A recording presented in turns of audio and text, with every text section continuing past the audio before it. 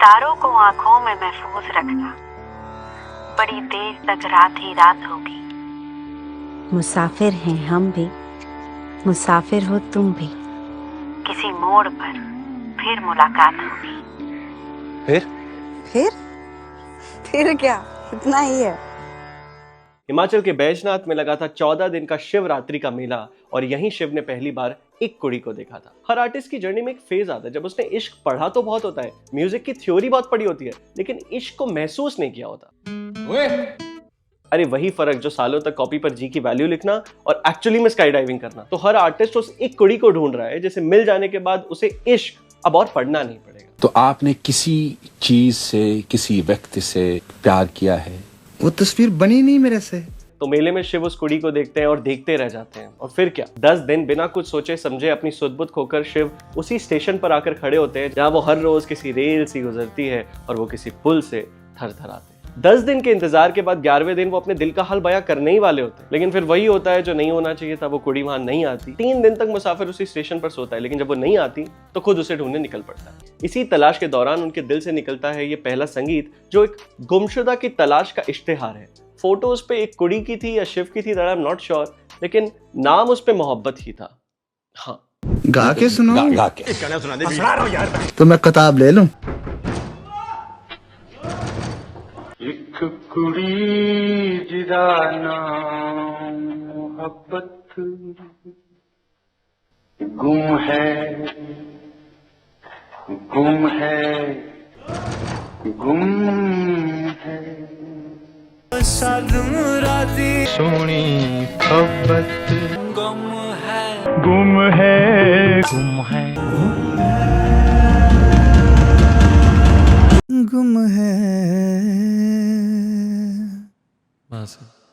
मैंने कहा पोस्टर पर फोटो शिव की थी या एक कुड़ी की थी, आई एम नॉट श्योर, क्योंकि इस कविता के 2 मायने हैं। ये एक कुड़ी आलिया भट्ट भी हो सकती है उड़ता पंजाब की, और टॉमी सिंह या शिव के अंदर की खोई हुई धुन और खोई हुई कविता भी हो सकती है। जैसे शिव को उस कुड़ी का नाम नहीं पता, वैसे टॉमी सिंह को भी आलिया भट्ट का कैरेक्टर अपना नाम एंड तक नहीं बताता। उसका नाम हमको क्या पता, हम तो पगलिए कहते थे। और फिर जो एंड में बताती भी है वो एक स्यूडोनेम होता है। नाम पूछ रहा है तेरा?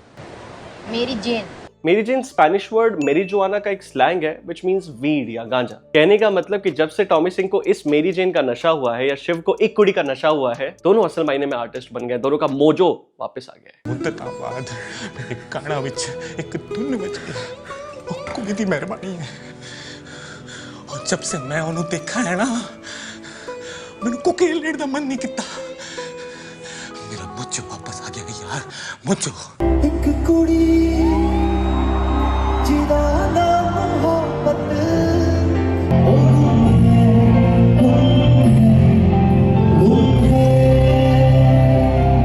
साध मुरादी सोनी मोहब्बत।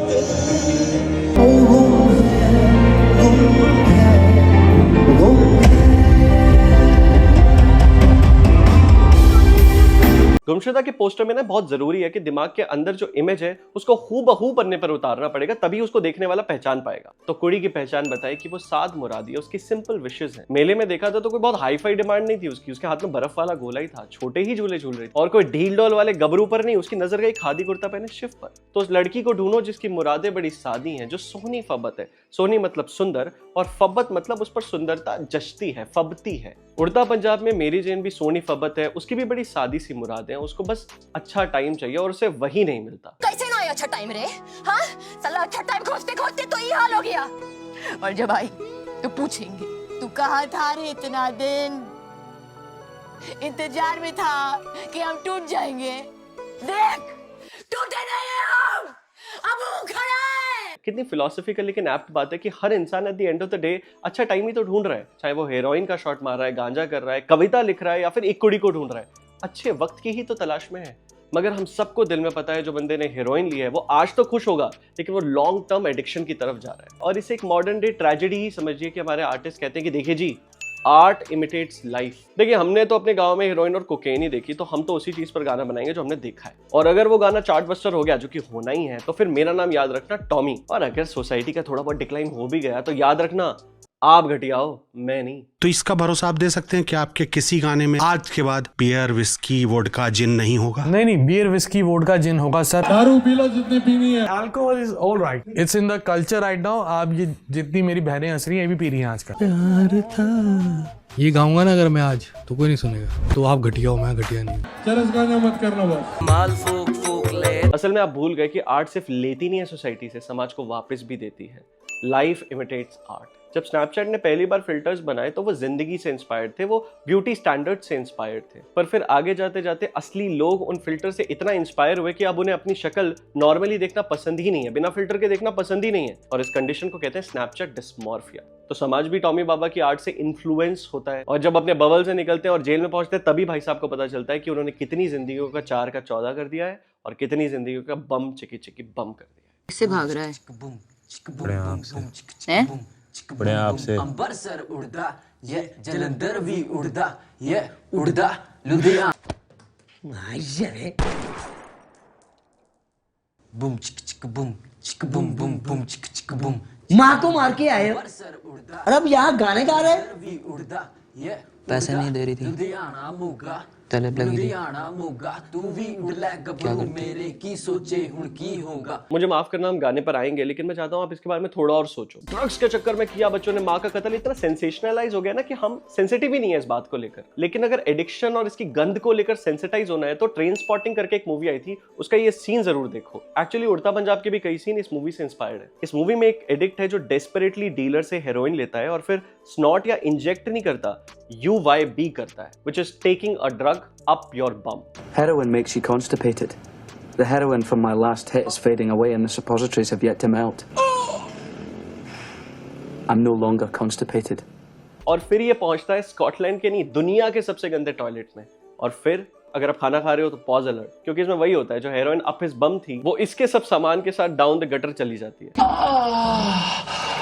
और फिर ये वही करता है जो एक सेन इंसान कभी नहीं और एक एडिक्ट हमेशा करेगा।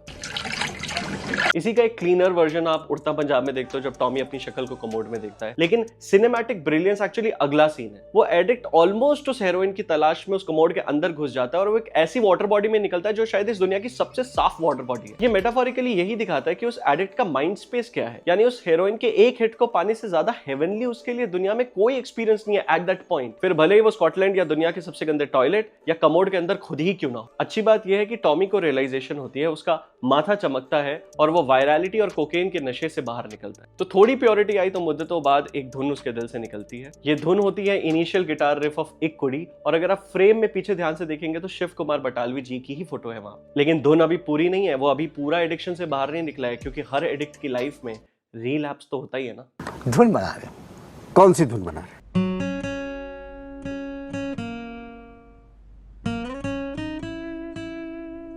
धुन बन नहीं रही है। नहीं हो रहा, मतलब नहीं हो रहा।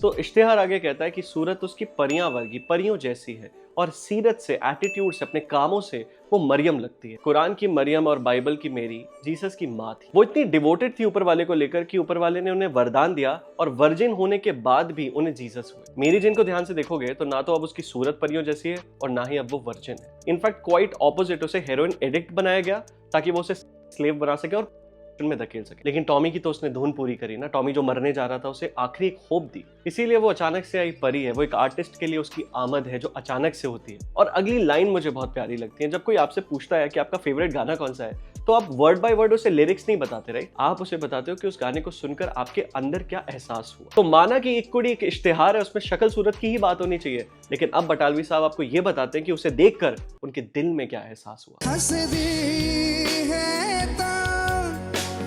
चढ़ दे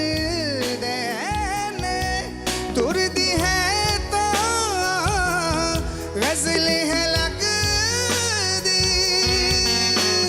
जब खुलकर हंसती है तो खामोश दोपहरों में भी वो बरसाती हवाएं चलने लग जाती हैं और आसमान से पानी नहीं, पेड़ों से फूल बरसने लग जाते हैं। बेसिकली सिंह की उसका ये असर है मुझ पर कि जब वो थोड़ा भी खुश होती है, मेरा पूरा जीवन खुशनुमा हो जाता है। और तुरदी है, चलती है तो गजल जैसी लगती है। आपने कभी सोचा है कि गजल और गाने में क्या फर्क होता है? गजल तब बनती है जब आप एक टाइमलेस पोएट्री को लेकर एक सिंपल सी धुन पर उसे बुन देते हो। तो कहते हैं कि जब वो कुड़ी चलती है, जब उस आर्टिस्ट को आमद होती है, तो गजब हो जाता है, तो गजल हो जाती है। तब जो आर्ट बनती है उसमें डेप्थ भी होती है, लेकिन सिंप्लिसिटी भी होती है। उसमें ठहराव, डिग्निटी, पॉइज है, लेकिन आपके दिल को चीर देने की ताकत भी है। क्या आपने ऐसी एक कुड़ी को देखा या महसूस किया है?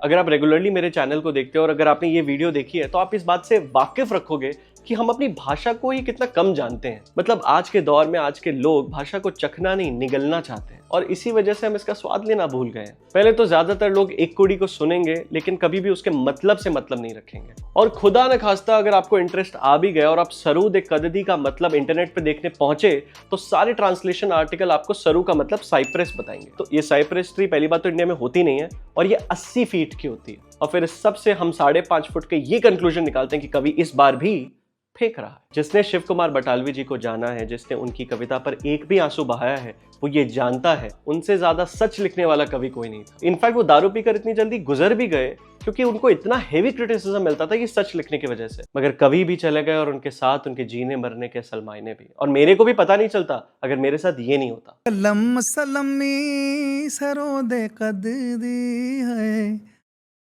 ऑलमोस्ट ये हाइट रहेगी उसकी, लम सलमी मतलब कुल मिला के। मेरे गांव में जो सरसर लगती है उसकी हाइट। वाह, थोड़ा सा आप एक बार कंफर्म कर लीजिए। कौन सा? सरू दे कददी। सरों दे कददी, सरों मतलब सरसों। सरसों। सरू इज ऑस्ट्रेलियन पाइन। अरे पर बटाली साहब ऑस्ट्रेलियन पाइन की बात क्यों कर रहे पाइन हैं? की हाइट क्या होती है? वो लंबी है वो एक्चुअली। तो उतने कद की तो नहीं होगी ना वो। सरों दा साग, मक्के दी रोटी। ये बहुत प्यारी कॉन्वर्सेशन है भाई, ये जरूरी है। लोगों को पता होना चाहिए कि सरों की कद क्यों बोला। जैसे मैथ्स में कहते हैं ना लंप सम, तो वैसे ही लम सलमी सरू दे कद थी। Now that we know it's not cypress tree, सरसों के कद थी, मतलब ज्यादा लंबा कद नहीं है उसका। उम्र अजय है मर के अगती, उसकी उम्र मरती हुई आग जितनी है, बुझते हुए कोयले की जितनी है। कितनी ब्यूटीफुल इमेजरी है कि राख होने से पहले बुझता कोयला थोड़ा लाल होता है, उसके गालों पर भी वैसी ही लाली है। और ये इमेजरी अगली लाइन में और क्लियर हो जाती है।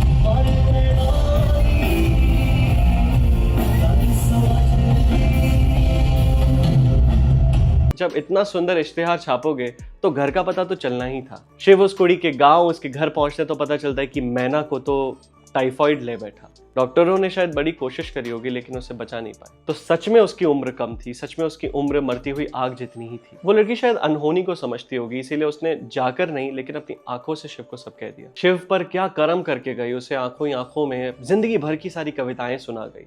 यही तो होता है इश्क कि शिव को बस कुछ नजरों से वो लेजेंडरी पोएट शिव कुमार बटालवी बना गई। लेकिन शिव को उनकी जिंदगी रहते बड़ा क्रिटिसिज्म मिला। वैन गो जिनकी पेंटिंग अब करोड़ों में बिकती है, उनकी जिंदगी रहते उनकी एक भी पेंटिंग नहीं बिकी। ये तो जिंदगी का दस्तूर है बाबू कि जो सच कहने वाला आर्टिस्ट है ना, वो जिंदगी भर भूखा रहेगा लेकिन फिर उसकी मजार पर बड़े बड़े मेले लगेंगे। इस गाने के जो मेन सिंगर है शाहिद मालिया, उनके बारे में भी मुझे ऐसे ही लगता है वो भी एक ऐसे ही कलाकार। उनकी आवाज को, उनके हुनर को जितनी इज्जत हमें अभी देनी चाहिए हम नहीं देंगे, पर हम बाद में जरूर देंगे। एक्चुअली मैं एक छोटी कोशिश करना चाहता था, इसलिए मैं उनके साथ बैठा और मैंने उनकी आर्ट के बारे में, उनके हुनर के बारे में उनसे बात करी। इनफैक्ट मेरे को याद है जब उन्होंने लास्ट में मैनू विदा करो सुनाया तो स्टूडियो में बैठा हर आदमी रोने लग गया और मेरे को उस पर गिटार बजाने मिला। So do check out his podcast. और पॉडकास्ट का जो फुल एक्सटेंडेड वर्जन है वो मेंबर्स के लिए आएगा। इनफैक्ट अगर तुम साथ हो का हम एक लाइव डिकोडिंग करने वाले हैं, वो भी मेंबर्स ओनली होने वाला है। तो अगर आपको मेरा काम अच्छा लगता है, आप उसे सपोर्ट करना चाहते हैं और इस तरीके का एक्सक्लूसिव कंटेंट चाहते हैं तो मेरी मेंबरशिप को जरूर लें।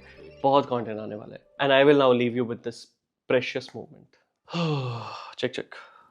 तुम सभी पाक मगर पाप का दरिया में, मैनू विदा करो, मैनू विदा करो जी, अब विदा करो मेरे